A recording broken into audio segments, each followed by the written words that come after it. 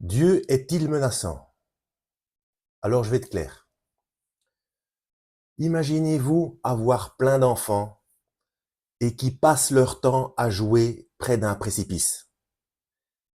Et vous ne cessez de les faire alerter par d'autres personnes parce que pour de multiples raisons, vous ne pouvez pas y aller vous-même, vous ne pouvez pas aller les prévenir vous-même pour diverses raisons, mais vous envoyez de multiples personnes les prévenir que c'est très dangereux, qu'ils risquent leur vie,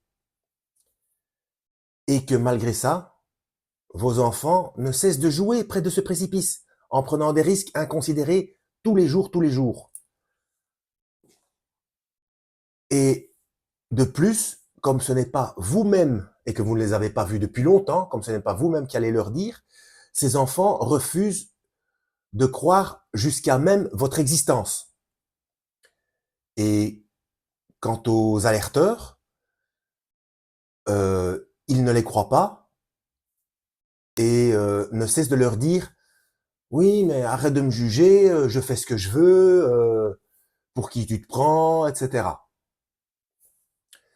N'allez-vous pas finir par vous énerver, par inquiétude pour vos enfants? Vous souvenez-vous, quand vous étiez petit, que vos parents vous disaient, en vous interdisant une chose, « Oh, tu comprendras plus tard, ne t'inquiète pas », et que vous étiez frustré parce que vous ne compreniez pas et que vous n'acceptiez pas qu'on vous dise cela. C'était véritablement frustrant. Mais après, en grandissant, vous vous êtes rendu compte, ah oui, maintenant je comprends mes parents, je n'aurais pas dû être si dur avec eux, ils avaient raison, puisque moi maintenant je me retrouve dans la même situation face à mes enfants. Eh bien, par rapport à Dieu, c'est exactement la même chose. C'est exactement le même processus. Si nous ne comprenons pas des interdictions, il s'agit quand même du concepteur du système du réel.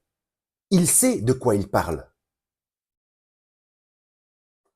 Donc, on comprendra plus tard, puisque pour le moment nous sommes encore, entre guillemets, des enfants, d'autant plus que nous n'utilisons qu'une toute petite partie de notre cerveau. C'est-à-dire, nous reconnaissons qu'on n'utilise qu'une toute petite partie de notre cerveau, et par fierté, voire par orgueil, on ne supporte pas euh, d'avoir des interdictions où on prend des alertes et des coups de semonce comme des coups de bâton. Oui, mais il s'agit ici de notre vie éternelle. Il faut être un petit peu cohérent.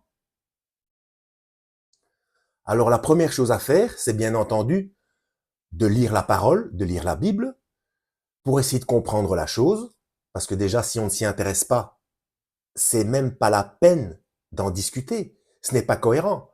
Quand on veut comprendre quelque chose, on s'intéresse, euh, on s'intéresse au plan. Par exemple, comme quand on est enfant, c'est pareil. Enfin, pour ceux qui aimaient bien faire des maquettes d'avion ou autres, quand on essaye de faire la maquette tout seul, bon, c'est pas facile, ça dépend de la capacité de chacun. C'est exactement pareil dans la vie. Mais si on n'arrive pas et qu'on refuse catégoriquement d'aller voir le plan de la maquette, c'est d'autant plus incohérent. Vous voyez ce que je veux dire? Mais bon, si on regarde le plan et qu'on ne le comprend pas, c'est peut-être parce qu'on le lit mal. Alors je vais faire une chose, parce qu'il y a une vidéo sur ma chaîne, et ça fait longtemps qu'elle n'a pas été vue, et je vais la mettre en description de cette vidéo. Il s'agit du premier mot de la Bible. Donc c'est traduit en français au commencement, en hébreu c'est Bereshit. Eh bien, le premier mot de la Bible, Bereshit, contient quelque chose, comme tous les autres mots. J'ai déjà expliqué que le problème, ce sont les traductions, que même si le traducteur est honnête, il fait ce qu'il peut avec la langue qu'il a. J'ai déjà expliqué que pour le mot foi, il y a 3 mots en hébreu. Pour le mot amour, il y en a entre 7 et 10. Ça dépend du contexte. Et donc, je répéterai encore une fois que pour la Bible, il y a 4 niveaux de lecture différents, dont un purement mathématique. La Bible est un livre de code. Ce n'est pas un livre de religion. C'est un livre de code. Pas de code secret, mais comme c'est un livre de code, il est à décoder pour ceux qui refusent de voir les choses simplement ou qui ont besoin de creuser plus loin. C'est pour ça que le Christ a dit notamment « Heureux les simples d'esprit ».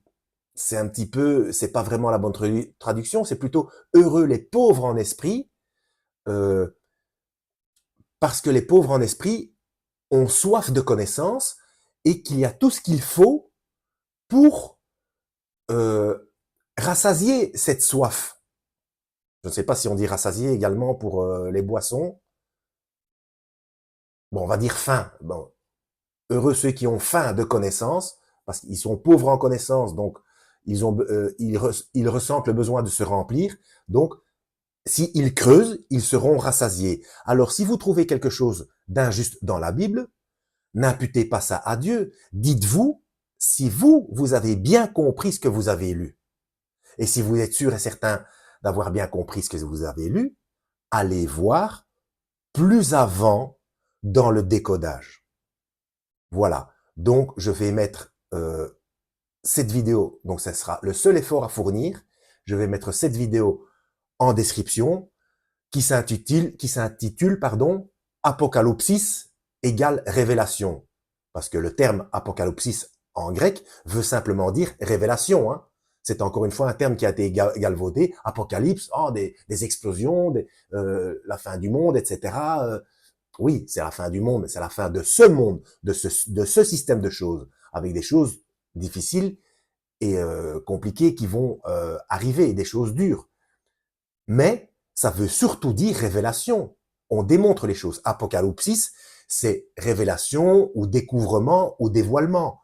Des choses sont expliquées, du moins pour ceux qui prennent la peine de s'y intéresser.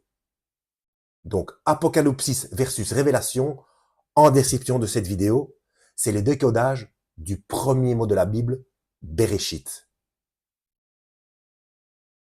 Voilà, nous étions le 29 août 2025 et j'étais une fois de plus inquiet. Voilà. À la prochaine, lisez la Bible et que Yahweh vous guide. Allez voir en description Apocalypsis égale révélation.